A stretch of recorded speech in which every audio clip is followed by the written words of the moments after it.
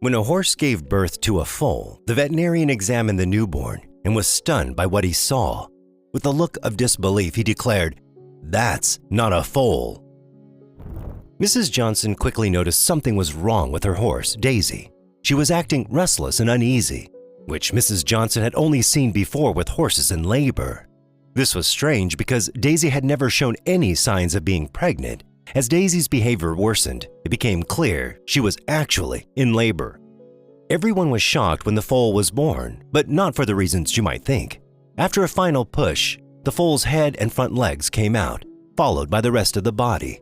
Daisy cleaned her foal and seemed happy with everything, but the room was silent. Everyone stared at the foal in shock.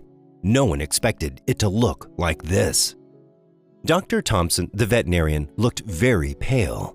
He hadn't said anything to the Johnsons' family yet and was quietly packing up his things. Mrs. Johnson asked carefully, "Dr. Thompson, do you have any explanation for this?" But he could only mumble in response. Mrs. Johnson wondered what was happening. "I'm sorry," Dr. Thompson finally said, "but this isn't a foal." Mrs. Johnson was stunned. Not a foal, she thought. What else could it be? She was confused about what was happening with Daisy's baby, why Dr. Thompson was acting so oddly, and how Daisy had gotten pregnant in the first place. In a small town in the countryside, the Johnson family owned a modest farm. They had run the farm for generations and were well known in the community for their care and love for their animals, especially their prized mare Daisy.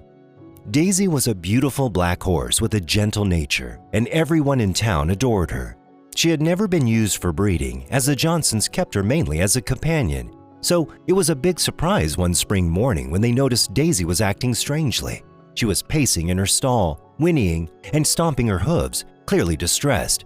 Mrs. Johnson, who was experienced with horses, had seen this behavior before and suspected Daisy might be in labor, which was very unusual since she hadn't shown any signs of being pregnant. The Johnsons quickly called their local veterinarian, Dr. Thompson, who hurried to the farm. He had been their trusted vet for years and knew Daisy well.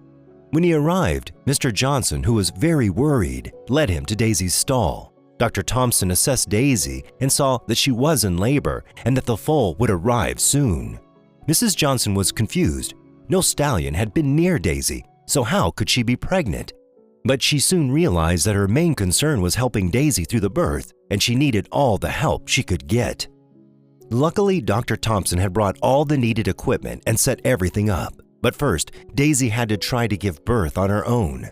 Dr. Thompson said Daisy was only in the early stages of labor.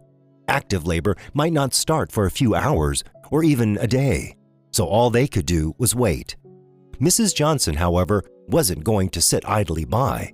She wanted to find out who had impregnated Daisy, as that might explain more about the foal. They had cameras around the farm from a previous incident, so Mrs. Johnson decided to review the footage. She went through the footage from around the time Daisy might have been impregnated, and soon Mrs. Johnson noticed something very strange. Her eyes widened in shock as she saw something unusual. On the night Daisy was supposed to be pregnant, she had been alone in her stall, but the video showed something opening the gate and letting a stallion inside. Mrs. Johnson realized this was a deliberate act. But who would do such a thing and why? What was their motive? Mrs. Johnson called her husband and Dr. Thompson, and they gathered around the computer screen to watch the puzzling footage together. As they watched, Mrs. Johnson suddenly recognized the stallion. It was their neighbor's stallion, Rocky. A few weeks earlier, Mrs. Johnson had noticed Rocky acting oddly but never suspected he was involved in Daisy's pregnancy. Looking closer, she saw a woman opening Daisy's stall for Rocky. This was odd because Rocky's owner was a widowed man. This raised even more questions, but Mrs. Johnson had no time to think about them, as Dr. Thompson called to say Daisy was now in active labor. Mrs. Johnson quickly rushed back to Daisy's stall and saw her lying on the ground in distress. "It won't be long now," Dr. Thompson said with a reassuring smile. Daisy's abdominal muscles were visibly contracting and relaxing, showing she was having strong contractions. But Daisy didn't stay still. She rolled around, got up, paced the stall, and lay down again. She looked very restless, but everyone hoped it would be over soon. Mrs. Johnson decided she wouldn't wait. She knew Daisy needed comfort and a loving touch. she carefully entered Daisy's stall.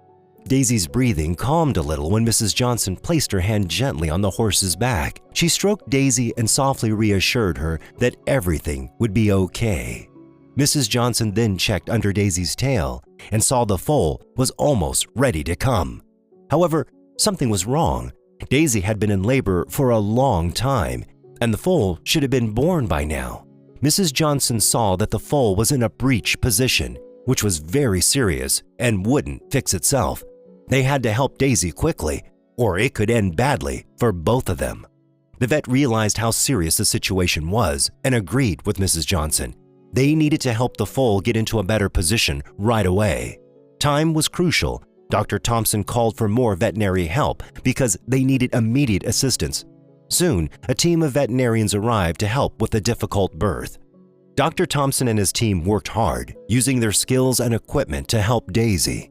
They checked the foal's position and saw it was in a breech position, coming out with its rear first instead of head first. This was a serious problem that needed urgent attention, as it could harm both Daisy and the foal. Dr. Thompson and his team carefully worked to move the foal into the correct position for delivery. Meanwhile, Mrs. Johnson watched anxiously from the side. She felt terrible seeing her beloved horse in pain. She knew labor could be risky, but this was worse than anything she had seen before.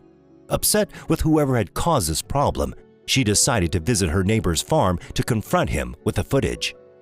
Mrs. Johnson knocked angrily on Philip's door. He opened it quickly, looking surprised. "Mrs. Johnson, what's wrong? I was just having dinner," he said.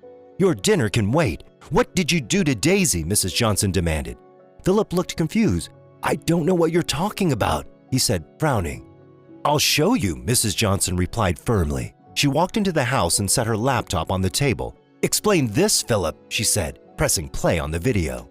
Philip watched in shock as he saw his stallion on the footage. He tried to tell Mrs. Johnson he had nothing to do with it, but she was too angry to listen. He watched the video again, and this time he noticed something he had missed before.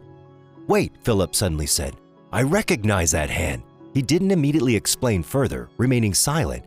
"Well," Mrs. Johnson said urgently, "whose hand is it? Who is the woman in the video?" Philip's face grew somber, and he seemed reluctant to speak. It's my daughter," he said quietly. "I don't know why, but she put Rocky in Daisy's stall." Mrs. Johnson was about to ask more questions when her phone rang. It was Dr. Thompson. The foal could come at any moment, so she quickly left for the farm, with Philip hurrying after her. "Where have you been?" Dr. Thompson asked as soon as she arrived. "Daisy is losing a lot of blood. The foal needs to be delivered immediately."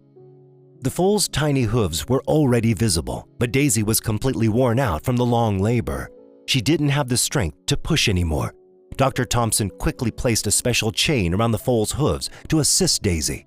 He watched Daisy's belly closely, and with each contraction, he gently pulled on the chain. The tension in the room was palpable, and sweat poured down Dr. Thompson's face as he continued his careful effort. Slowly, it seemed like the foal was coming out in the right direction. Daisy was holding up as well as she could under the circumstances. "Okay, Daisy, one more push," Dr. Thompson urged. He prepared for the final pull, and with one last effort, the foal emerged onto the ground. Everyone let out a collective sigh of relief, but the relief was short-lived. The foal lay still, not moving. Mrs. Johnson felt a lump in her throat as she watched Daisy gently lick the foal.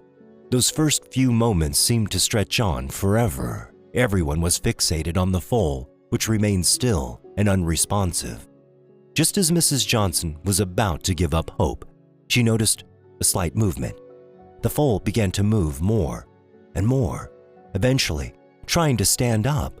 Overcome with relief, Mrs. Johnson hugged Dr. Thompson tightly, but she noticed he still looked quite pale. "What's wrong, doctor?" Mrs. Johnson asked, her voice filled with concern. Dr. Thompson responded carefully, "This isn't a normal foal." Mrs. Johnson squinted at the foal, and as she looked closer, she saw that it did look different from what she had expected.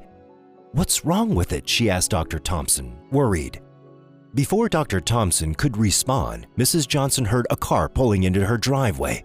Confused, she saw Philip walking towards the front of the house, and suddenly, it made sense. He had called his daughter. "You," Mrs. Johnson shouted at the woman who was now approaching the stall.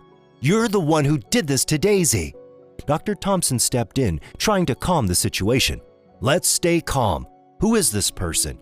"I'm Philip's daughter, Tilly," the woman said. Mrs. Johnson didn't hold back. "She's the one who put Rocky with Daisy." Tilly let out a deep sigh. "Yes, I did. I'm not proud of it. I needed money, and knowing Rocky's background, I thought it might be a quick profit." Mrs. Johnson was in disbelief as she listened to Tilly. "And how exactly did you plan to make money from this? Daisy is my horse. How could you profit from this situation?" Tilly stared at the ground, nervously twisting her fingers. "Okay, here's the truth. My dad doesn't know this, but I did a DNA test on Rocky. We adopted him years ago without knowing his breed, and I was curious to find out. When the test results came back, I was stunned. Rocky wasn't just an ordinary horse. He's a knobstrooper, a rare breed worth a lot of money. Since I was in a tough financial spot, I saw this as a chance to make some money. But I loved Rocky too much to sell him, so I decided to let him breed with Daisy.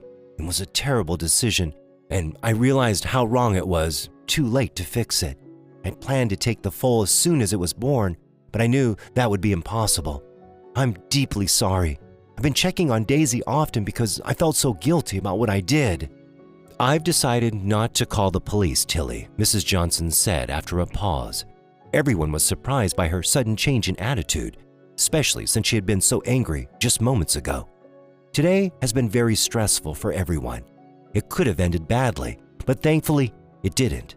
Still, I need you to leave my property right now and never come back," she added, speaking firmly and clearly.